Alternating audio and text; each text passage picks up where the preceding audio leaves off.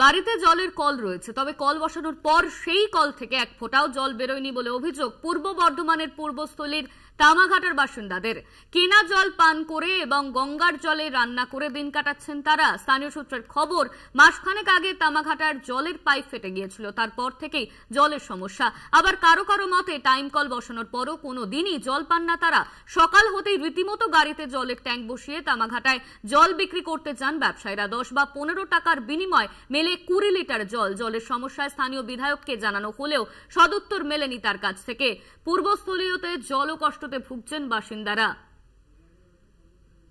এই নিয়ে আমরা বিস্তারিত জানবো। আমাদের সঙ্গে রয়েছেন আমাদের প্রতিনিধি চন্দন সেনগুপ্ত। চন্দন, পূর্বস্থলীয়তে জল ও কষ্টতে ভুগছেন বাসিন্দারা, তারা কোনোভাবেই জল পাচ্ছেন না এমনই অভিযোগ করছেন বাসিন্দারা, ঠিক কি অভিযোগ তাদের? দেখো, পূর্বস্থলীর 2 নম্বর ব্লকের অন্তর্গত একটি গ্রাম আছে, সেই গ্রামটির নাম হলো তামাঘাটা। এই তামাঘাটা আজকে এই জলের সমস্যা নয়, এই জলের সমস্যা দীর্ঘ প্রায় 50 বছর ধরে। এই এলাকাটা 1 নম্বর হচ্ছে আর্সেনিক যুক্ত এলাকা।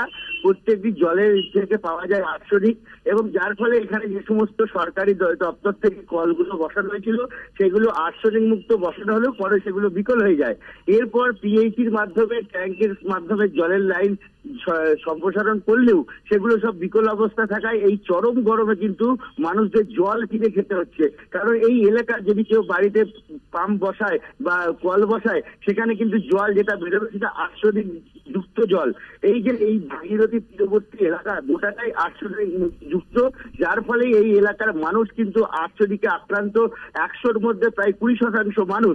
বহুবার কিন্তু এই কেন্দ্রীয় সরকারের টিম এখানে এসে পরিদর্শন করেছেন এবং রাজ্য প্রশাসনের তরফ থেকে, নবান্ন থেকেও এসছে, দেখে গেছে, কিন্তু এলাকার মানুষ বলছে সে তুলনায় তারা এখানে কোনো ফলশ্রুতি না পাওয়ার জন্য আজকে এই জলের কষ্টে তাদেরকে দুর্ভোগ নাকাল হতে হচ্ছে। মানুষকে যারা দিন আনা দিন খায় মানুষ, তাদেরকেও কিন্তু ট্যাকের করি খরচা করে পয়সা দিয়ে জল কিনে খেতে হচ্ছে। কাজেই তুমি বুঝতে পারছো, একটা দিন মজুরি, সে যদি জল কিনে খায় তার মজুরি 300 টাকা, সে যদি 50 টাকা জল কিনে খায় তাহলে বাকি টাকা দিয়ে সে করবে কি? এই দিকটা যারা বলছেন, গ্রামবাসীরা বলছেন যে নজর দেওয়া উচিত। একদমই চন্দন, তোমায় ধন্যবাদ। আমাদের সঙ্গে ছিলেন আমাদের প্রতিনিধি চন্দন সেনগুপ্ত।